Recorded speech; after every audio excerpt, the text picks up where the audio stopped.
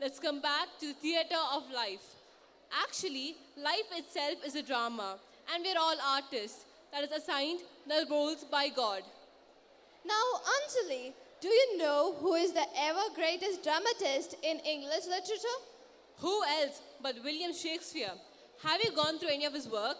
Yes, of course. Today, our Department of English presents one of his famous plays on stage, Merchant of Venice. An early Shakespearean comedy, a Christian comedy. Set in Venice and Portia's home in Belmont, the play moves from a fraught mix of cosmopolitan bustle and casual anti-Semitism to a fairy tale land of riddles, music, and poetry. Bassanio, a young Venetian of noble rank, wishes to woo the beautiful and wealthy heiress Portia of Belmont. Having squandered his estate, he needs 3,000 ducats to subside his expenditures as a suitor. Bassanio approaches his friend Antonio, a wealthy merchant of Venice, who has previously and repeatedly bailed him out.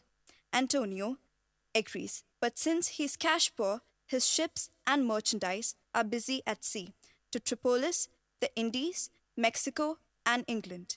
He promises to cover a bond if Bassanio can find a lender. So Bassanio turns to the Jewish moneylender Shylock and names Antonio as the loan's guarantor. The climax of the play is set in the court of the Duke of Venice.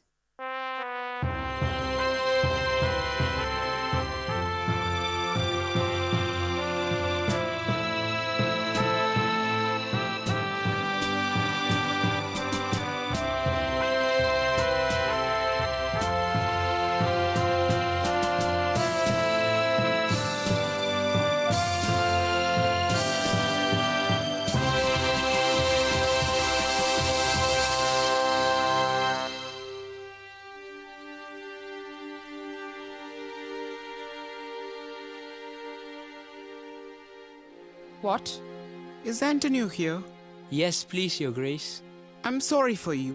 You've come to answer a stony adversary, an inhuman wretch. I have heard. Your Grace has taken great pains to moderate his rigorous course.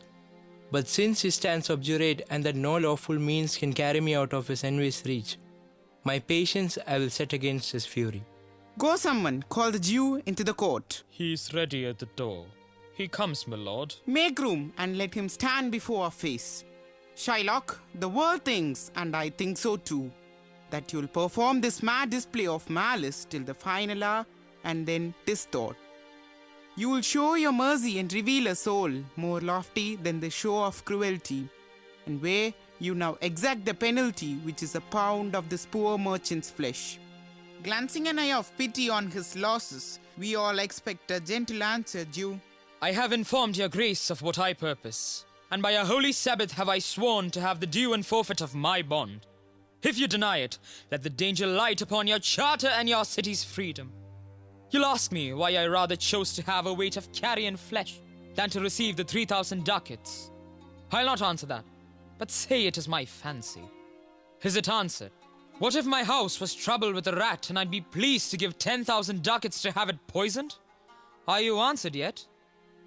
Some men are sick when beef is cooked too rare. Some men go mad if they behold a cat. And others, when the bagpipe winds its song, cannot contain their urine. Reason plays no part in it, so can I give no reason. More than a lodged hate and certain loathing I bear, Antonio, that I thus follow a suit against a bankrupt. Are you answered? This is no answer, you unfeeling man, to excuse the madness of your cruelty. I'm not bound to please you with my answer. Do all men kill the things they do not love? Hates any man the thing he would not kill? Offenses need not always lead to hate. What? Would you let a serpent sting you twice? I pray you, do not argue with the Jew. You may as well go stand upon the beach and bid the tide to go out instead of in. Make no more offers, and with dignity let me have the judgment and the Jew his will. For your 3,000 ducats, here is 6. He missed the day, and ducats will not do. What mercy can you hope for, showing none? What judgment shall I dread, doing no wrong? You have among you many a purchased slave, which, like your asses and your dogs and mules, you use in abject and degrading work. Because you bought them, Shall I say to you, let them be free, marry them to your heirs? Why sweat they under burdens? Let their beds be made as soft as yours. You'll answer, the slaves are ours. So do I answer you. The pound of flesh which I demand of him is dearly bought. 'Tis mine and I will have it. If you deny me, fie upon your law. There is no force in the decrees of Venice. I stand for judgment. Answer, shall I have it? Upon my power, I may dismiss this court, unless Bellario, a learned doctor whom I have sent for to determine this, comes here today. My lord, a messenger with letters from the doctor waits outside. Bring us the letter. Call the messenger. Good cheer, Antonio. What man courage yet? This Jew shall have my flesh, blood, bones and all before you lose for me one drop of blood. I am the sickling of the herd, the one the wolves will single out and chase and harry to the death. The weakest kind of fruit drops earliest to the ground, and so let me. You cannot better be employed, Bassanio, than to live still and write my epitaph. Came you from Padua, from Bellario? From both, my lord, Bellario greets your grace. Why do you whet your knife so vigorously? To cut the forfeiture from that bankrupt there. Not on thy soul, but on thy soul, harsh Jew. You make your knife more keen, but metal cannot. Nor the hangman's axe bear half the keenness of his sharp envy. Can no prayers pierce you? No, none that you have wit enough to make. You almost make me waver my faith to test the doctrine of Pythagoras, that souls of animals infuse themselves in the trunks of men, whose soul fled to your mother's womb and made the human baby like a wolf, relentless, starving, bloody, and ravenous. Till you can rail the seal from off my bond, you can only hurt your lungs to speak so loud. Repair your wit, good youth, or it will fall to hopeless ruin. I stand here for the law. This letter from Bellario commends a young and a learned doctor to our court. Where is he? He awaits your grace nearby to know your answer whether you will admit him. With all my heart. Some 3 or 4 of you go, give him courteous conduct to this place. Meantime, the court shall hear the Bellario's letter. Your grace shall understand that at the receipt of your letter I am very sick, but in the instant that your messenger came, in visitation was with me a young doctor of Rome. His name is Balthasar. I told him of the controversy between Jew and Antonio the merchant. We turned over many books together. He is furnished with my opinion, bettered by his own learning, and at my request he comes to fill your grace's request in my stead. I beseech you, let his lack of years be no impediment, for I never knew so young a body with so old a head. I leave him to your gracious acceptance, whose trial shall better publish his commendation. You hear the learned Bellario what he writes, and here, I take it, is the doctor come. Give me your hand. Come you from old Bellario? I do, my lord. Then welcome, take your place. Are you acquainted with the issue here? I'm informed thoroughly of the cause. Which is the merchant here, and which the Jew? Antonio and old Shylock both stand forth. Is your name Shylock? Shylock is my name. The suit is strange, the bond pernicious. Yet it's written that Venetian law cannot impugn you as you do proceed. You stand within his danger, do you not? Aye, so he says. Do you confess the bond? I do. Then must the Jew be merciful? On what compulsion must I? Tell me that. The quality of mercy is not forced. It drops as freely as the rain from heaven. Upon the place beneath, it is twice blessed. It blesses him that gives and him that takes. It is the mightiest in the mightiest. It becomes the reigning monarch, better than his crown. His scepter shows the force of temporal power, which thus inspires the dread and fear of kings. But mercy is above this sceptered sway. It is an attribute of God himself, and earthly power is most like to God's, when mercy seasons justice. Therefore, Jew, though justice be your plea, consider this. If justice had its way, then none of us would see salvation. We must pray for mercy, And that same prayer will teach us all to render deeds of mercy. Give what you would have and mitigate the justice of your plea. For if you press your suit, this court of Venice must be merciless against the merchant there. My deeds upon my head! I crave the law, the penalty, and the forfeit of my bond. Is he not able to discharge the money? Yes, here I offer it to him in the court. Yet twice the sum. If that will not suffice, I'll be bound to pay 10 times over on forfeit of my hands, my head, my heart. O learned doctor, can't you bend the law a little using your authority to do a great right, do a little wrong, and curb this cruel devil of his will? It must not be. There is no power in Venice can alter a decree established. It would be recorded for a precedent, and many an error by the same example would rush into the state. It cannot be. A Daniel come to judgment. Yeah, a Daniel. A wise young judge, how I do honor you. I pray you, let me look upon the bond. Here it is, most reverend doctor. Here it is. You have the offer of 3 times your money. An oath, I have an oath in heaven. Shall I lay perjury upon my soul? No, not for Venice. Why? This bond is forfeit, and lawfully by this the Jew may claim a pound of flesh to be by him cut off. Near as the merchant's heart, be merciful, take thrice your money, bid me tear the bond. When it is paid according to the letter. You seem, though young, to be a worthy judge. You know the law, your exposition has been most sound.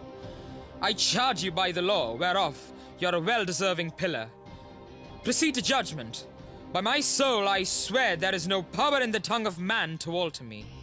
I stay here on my bond. Most heartily I do beseech the court to give the judgment. Why then, thus it is. You must prepare your bosom for his knife. O noble judge! O excellent young man! For the intent and purpose of the law has full relation to the penalty, which here appears exact upon the bond. 'Tis very true, O wise and upright judge. How much more elder are you than your looks? Therefore, lay bare your bosom. I his breast. So says the bond, does it not, noble judge? Nearest to his heart, those are the very words.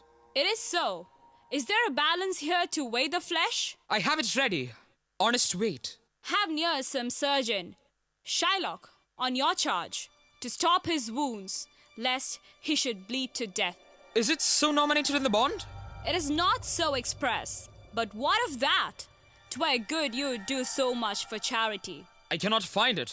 It's not in the bond. You, merchant, have you anything to say? But little. I am armed and well prepared.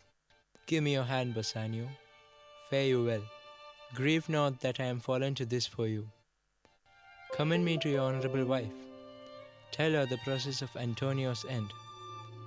Say how I loved you. Speak me fair in death. And, when the tale is told, bid her to judge whether Bassanio once was truly loved. Regret but this, that you shall lose your friend. Antonio, I am married to a wife who is as dear to me as life itself. But life itself, my wife, and all the world are not with me esteemed above your life. I would lose all, sacrifice them all here to this devil to deliver you. Your wife would give you little thanks for that, if she were by to hear you make the offer. I have a wife, whom I protest I love. I would she were in heaven, so she could entreat some power to change this cursed Jew. 'Tis well you offer it behind her back, or else the wish would make a troubled house. These are Christian husbands. I have a daughter. Any of the sons of Abraham would make a better husband than a Christian. We trifle time. I pray you, pursue sentence. A pound of that same merchant's flesh is yours. The code awards it, and the law bestows it. Most rightful judge. And you must cut his flesh from off his breast. The law allows it, and the code awards it. Most learned judge. A sentence. Come, prepare. Just a moment. There is something else. This contract gives you not a drop of blood. The words expressly are, a pound of flesh. Take then your bond, receive your pound of flesh, but in the cutting of it, if you shed one drop of Christian blood, your lands and goods are, by the laws of Venice, confiscated. O upright judge, marked Jew, O learned judge. Is that the law? If you exceed the bond, since you demanded justice, be assured that you'll have justice more than you desire. O learned judge, Shylock, a learned judge. I take this offer then. Pay the bond thrice and let the Christian go. Here is the money. Stop! The Jew refused. The time for it is past. He shall have nothing but the penalty. O Jew, an upright judge, a learned judge. Therefore, prepare yourself to cut the flesh. Shed no blood, nor cut you less nor more, but just a pound of flesh. If you cut more or less than just a pound, however slight the difference, a bit of dust, a hair, you die and all your goods are confiscated. A second Daniel, a Daniel Jew. Why are you waiting, Shylock? Take your 4 feet. Give me my principal and let me go. I have it ready for you. Here it is. He has refused it in the open court. He shall have merely justice and his bond. A Daniel, still say I, a second Daniel. Can I not choose to have my principal? Forgiving every bit of usury. You shall have nothing but the forfeiture, taken at your peril. Go ahead. Why? Then the devil give him good of it. I must withdraw my suit. He owes me nothing. See? I void the bond. Tarry, Shylock. The law has yet another hold on you. It is enacted in the laws of Venice. If it be proved against an alien that, by direct or indirect attempts, he sought the life of any citizen, the party he conspired against shall have the right to half his goods. The other half, it is taken by the treasury of the state. And the offender's life lies at the mercy of the Duke alone, without appeal. In which predicament, I say, you stand. For it appears by manifest proceeding that indirectly and directly too, you have conspired against the very life of the defendant. Therefore, on your knees, down, and beg the mercy of the Duke. Beg that you may have lift to hang yourself, and yet your wealth being forfeit to the state, you haven't got enough to buy a rope. They will have to hang you at the state's expense. So you can see the difference of our spirits. I pardon you your life before you ask. For half your wealth, it is Antonio's. The other half comes to the general state. Nay, take my life and all. Pardon not that. You take my house when you remove the prop that holds it up. You take my life already when you take the means whereby I live.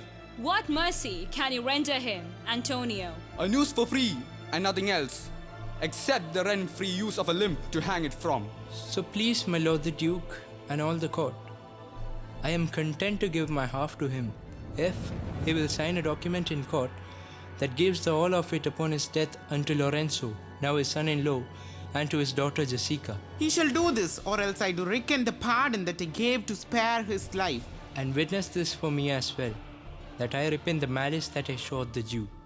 I offered only hate, and he returned the loan with usury. But Jesus said to love my enemy, and I did not. This doctor's words of mercy struck me hard, reminding me of what a Christian is. It sounds as if you want to blame yourself. I'm not absolved because another man is worse. Are you contented, Jew? What do you say? I'm content. Clerk, draw a deed of gift. I pray you, give me leave to go from here. I'm not well. Send the deed after me, and I will sign it. You may go, but do it.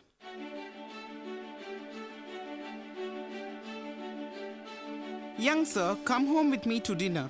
I humbly do desire your grace pardon. I must go tonight towards Padua. I'm sorry that your leisure serves you not. Antonio, gratify this gentleman, for, in my mind, you are much bound to him.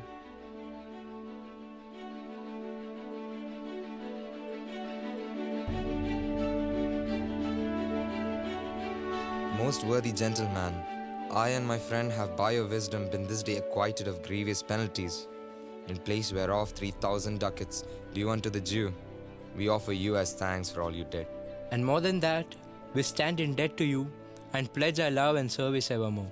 He is well paid, that is well satisfied. And I, delivering you, am satisfied. And therein do account myself well paid. My means are enough, I never wish for more. I pray you, know me when we meet again. I wish you well, and so I take my leave. Dear sir, perforce I must insist you take some token, as a tribute, not a fee. You press me far, and therefore I will yield. Give me your gloves, I will wear them for your sake. Since you insist, I'll take this ring from you. Do not draw back your hand, I'll take no more, and you will surely not deny me this. This ring, good sir, alas, it is a trifle. I will not shame myself to give you this. I will have nothing else, but only this. There's more depends on this than on the value. The dearest ring in Venice will I give you, and find it out by proclamation. Except for this, I pray you, pardon me. I see, sir, you are liberal in offers. You taught me first to beg, and now methinks you teach me how a beggar should be answered. Good sir, this ring was given me by my wife, and when she put it on, she made me vow that I should neither sell, nor give, nor lose it. If you explained how well I earned the ring, and if she's not a madwoman, she'd agree. She wouldn't be your enemy forever, just because you gave the ring to me. Well, peace be with you. My lord, Bassanio, let him have the ring. It shames us both that you have told him no. Let his deservings and my love for you together weigh against your wife's command. Go, Graciano, run and overtake him. Give him the ring, and bring him if you can unto Antonio's house. Away, make haste. Come, you and I will go and wait for them, and in the morning early, I will go with Graciano back to Belmont, where I pray I will not find a weeping, angry wife.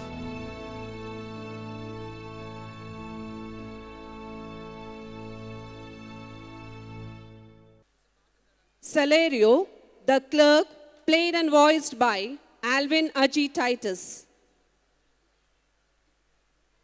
Nerissa, played and voiced by Shelsa Matthew. Graciano, played and voiced by Joshua Thomas Katapuram. The Duke, played and voiced by Abhishek M.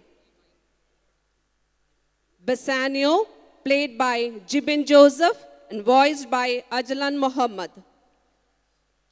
Antonio, played and voiced by Job San Biju. Portia, played by Kathleen Therese J. and voiced by Gopika Gopakumar. Shylock, played and voiced by Aditya Suresh. Creative assistance by Alita Anna Biju. And the direction of the drama, The Merchant of Venice, by the Department of English.